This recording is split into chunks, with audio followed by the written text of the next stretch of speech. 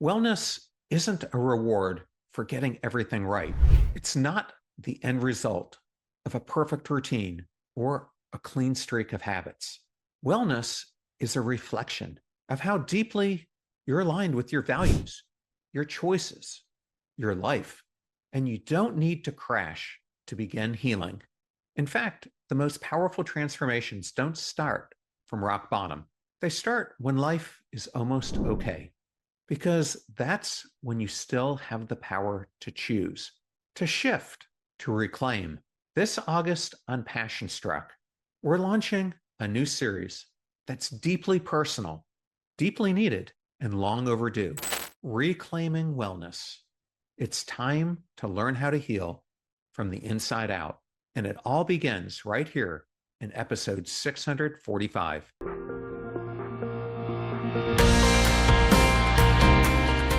Here's an uncomfortable truth.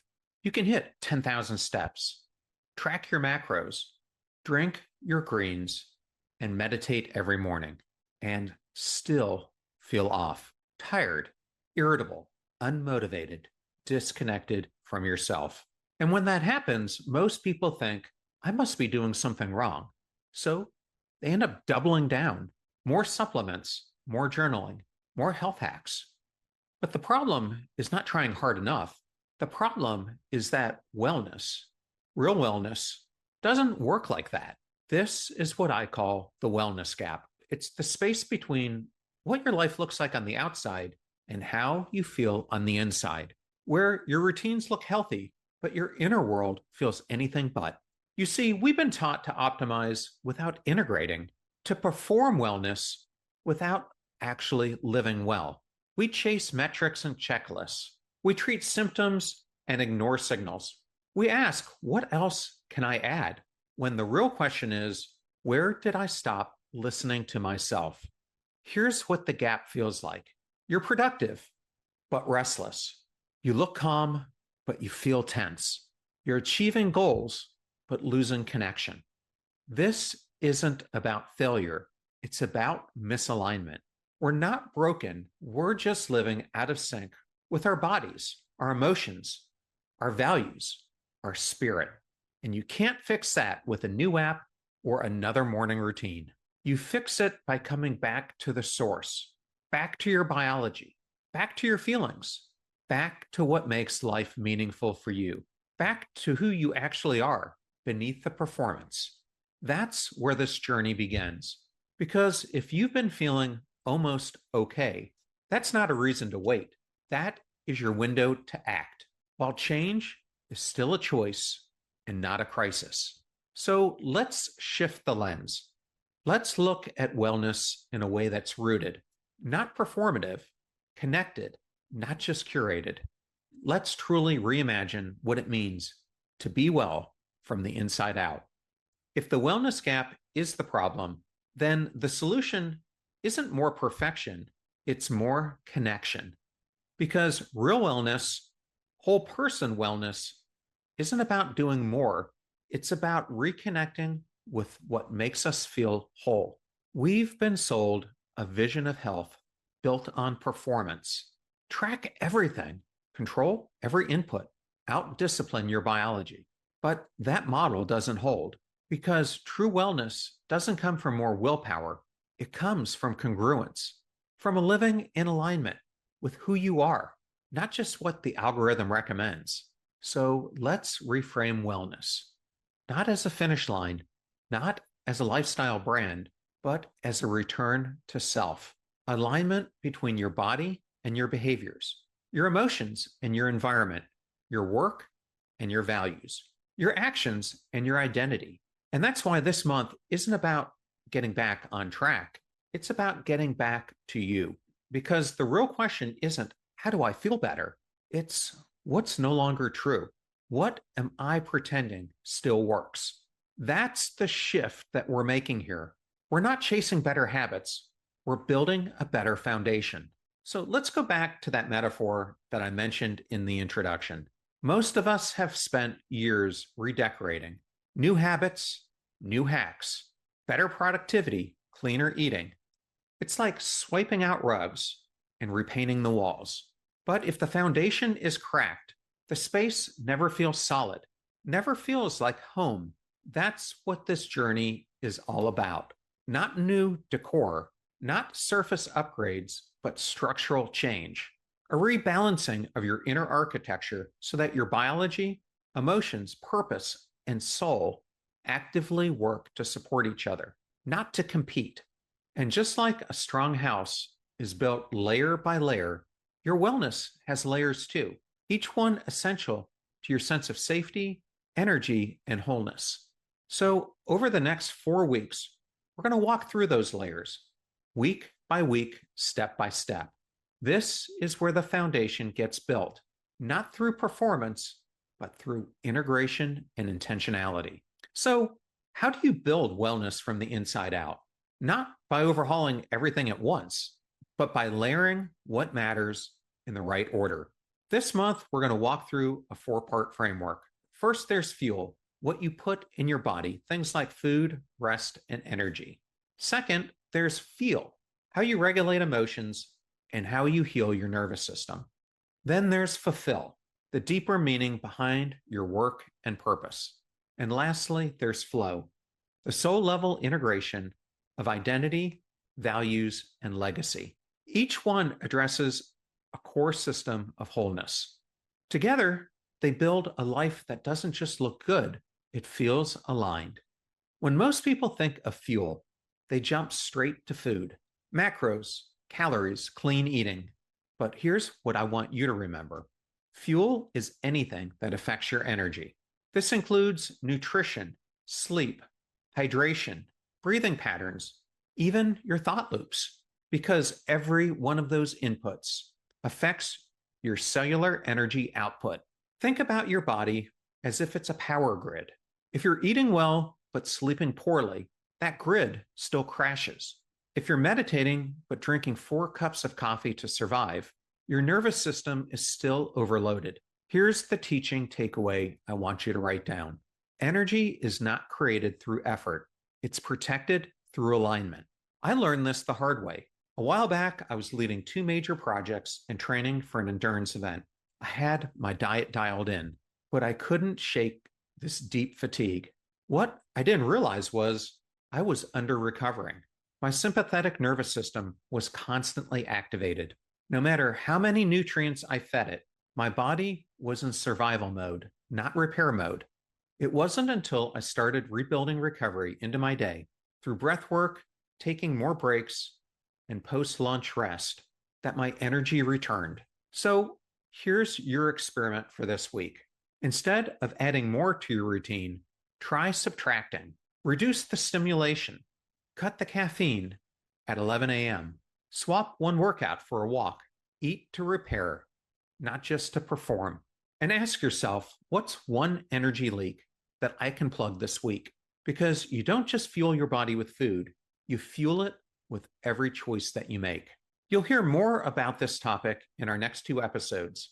Dr. Drew Ramsey joins us to break down how foods affect not just your gut, but your mood and your mental resilience.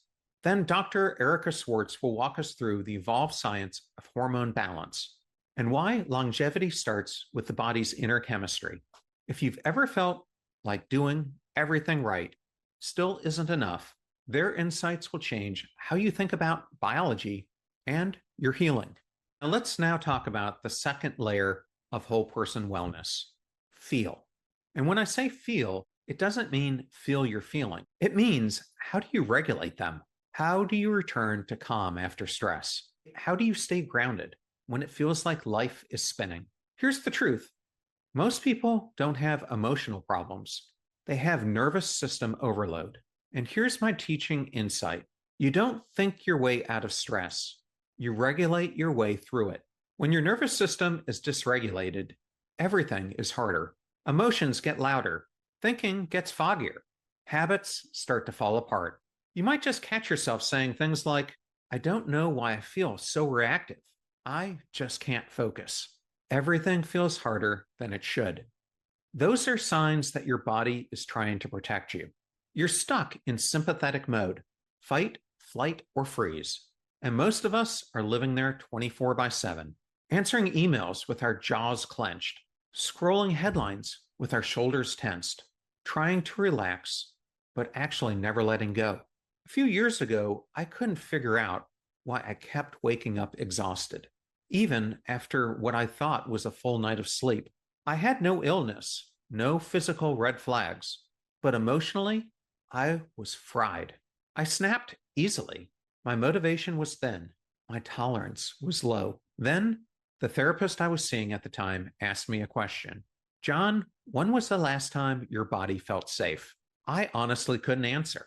I was high functioning on the outside, but inside, I was in survival mode, if I admit it truthfully.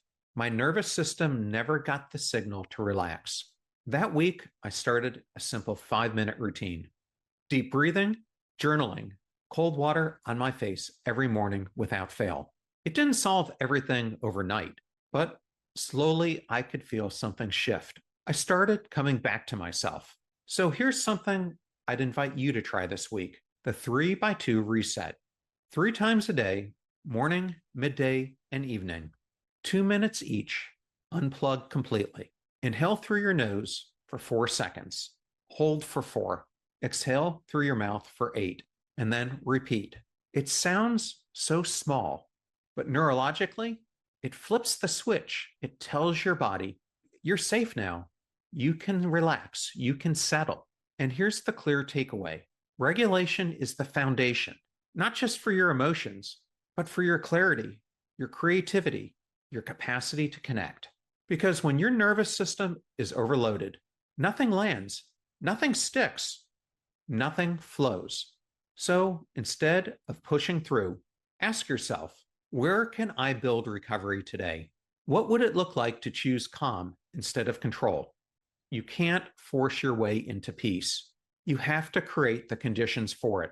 And that starts by making your body feel safe again. You'll hear this echoed in my upcoming interviews. Dr. Kevin Tracy will explain how vagus nerve stimulation and inflammation science are reshaping the future of emotional and immune healing. And Wolfgang Linden, a pioneer in health psychology, will dive into how we can finally change behavior by working with our biology, not against it.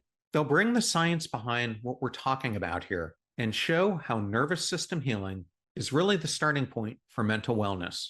Once your nervous system is grounded, your emotional circuits are stable, you're finally clear enough to ask the deeper questions. Not just, how do I feel, but what am I doing with my life? Is the work I'm doing still mine? The next layer of wellness might just be the most misunderstood: fulfillment. This is about your relationship with work, purpose, and contribution. Now, when we talk about burnout, most people focus on time, long hours, no boundaries, endless to-dos. But there's a deeper truth here, one that most people miss. It's not the hours that drain you, it's the emptiness inside them. Let's let that land for a second. You can work 30 hours a week and still feel drained, or 60 hours a week and feel alive. The difference isn't the workload, it's the meaning behind the work. Here's a simple framework that I teach high performers. There are 3 different types of work. First, a job. You do it for income. Second, a career. You do it for growth or reputation.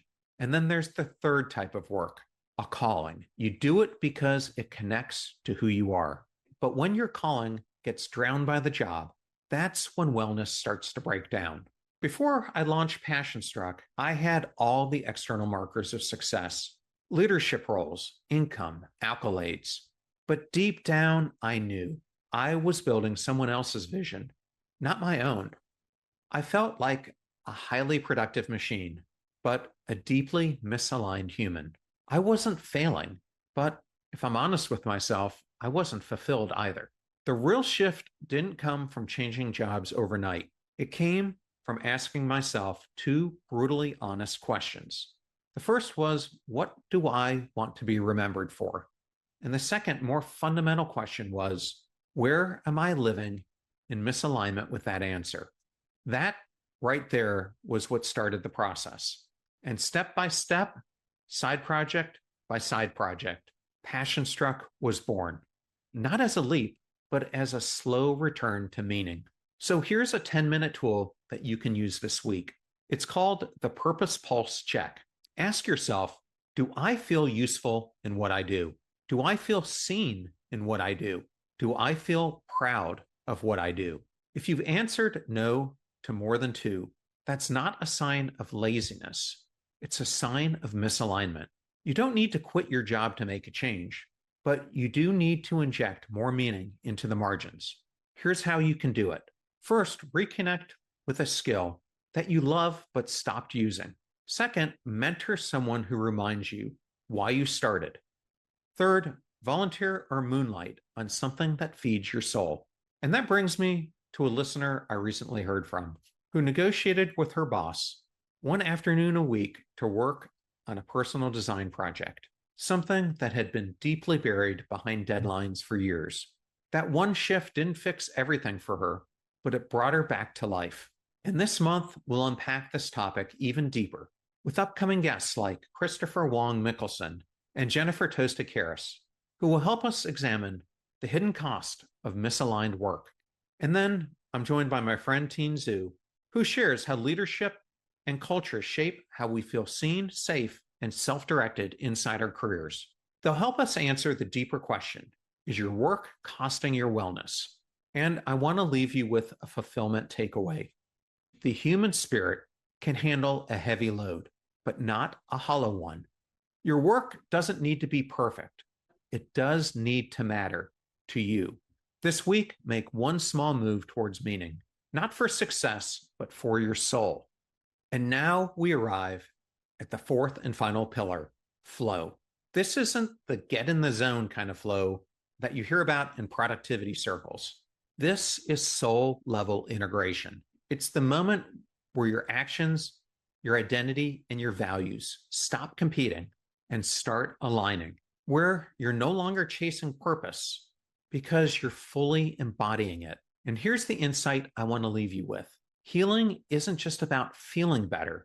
It's about becoming more whole. When you're fragmented, you're second guessing everything. You feel pressure to perform everywhere, but belong nowhere. Integration isn't about looking good on paper. It's about finally feeling home with your life. When your wellness becomes integrated, something fundamental shifts. You stop living in fragments. You stop being one person at work, another at home, and another in your head. You become one version of yourself everywhere, and that's where peace lives. Flow is built in three interlocking layers. First, there's identity, who you believe you are. Second, values, what you stand for and how you live. And third, legacy, the impact that you choose to leave behind. When those three things, identity, values, and legacy, are in alignment, you don't just do wellness, you live wholeness. Years ago, I had a lot of things dialed in. I had a morning routine. I was working on meaningful projects and had systems that I thought worked perfectly, but something still felt off.